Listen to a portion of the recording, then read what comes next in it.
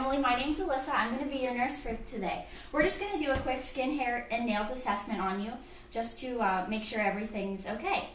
Have you had any issues with your skin recently? No, I have not. Okay, very good. How about in the past month or to a year? Like any issues in the past? No. Okay, very good. How is your hair doing today? Good. A little dry. A little dry? Is it normally usually dry or just today? Usually dry. Okay. Any issues with your nails? No. Okay, very good. Do you have any allergies? No, I do not. Any recent illnesses? Nope. Any medical conditions at all? No. Okay, very good. And you said you had no issues with your hair, skin, or nails. How often would you say that you wash your skin? Daily. Okay. What about your hair? Maybe every other day. Okay. And your nails? Or scrubbing underneath them or anything? Usually 2 times like a week. Okay. Very cool, very cool. How about sun exposure? Do you do tanning beds or outside in the sun? No, I'm usually outside on a daily basis. Okay. And when you are outside, do you use suntan lotion at all? Yes, I do. Okay, very good. Okay. On your skin, have you ever had any sores or ulcerations, moles, some birthmarks? Birthmarks, nothing else. Where are your birthmarks, if you may ask? One on my lower back and behind my, I believe, right leg. Okay. Any tattoos or piercings? No. Okay. Any scars that you know of? Not that I can think of. Okay. Very good. Have you recently had any hair loss No. on your head or your body, anywhere? No. Okay. How about excessive hair growth? No. Hair or body? Okay. Very cool. Any flaking or dandruff? Occasionally. Or color changes in your hair? No. Okay. Do you bite your nails? Yeah. Okay. Any splitting or peeling of your nails? A little. Okay. Any ridges or grooves in your nails? Not that I can feel. Okay. Any color changes? No. Do you ever wear artificial nails? No. Okay. So no pain and discomfort in your nails? Okay.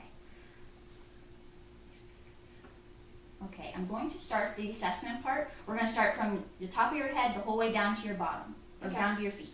So can I ask you to take your ponytail out, please? Sorry. It's okay.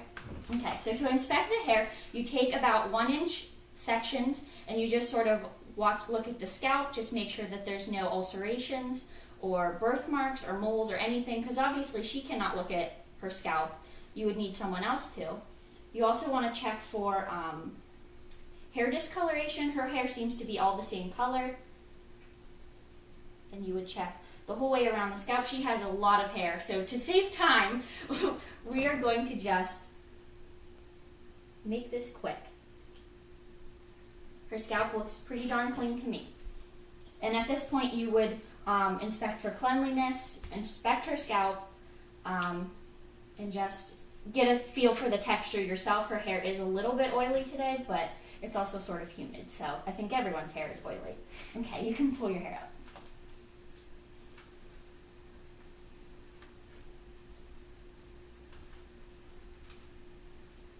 Okay, and then what I would do is I would inspect her face with the back of my palm, because obviously my hands are sort of warm.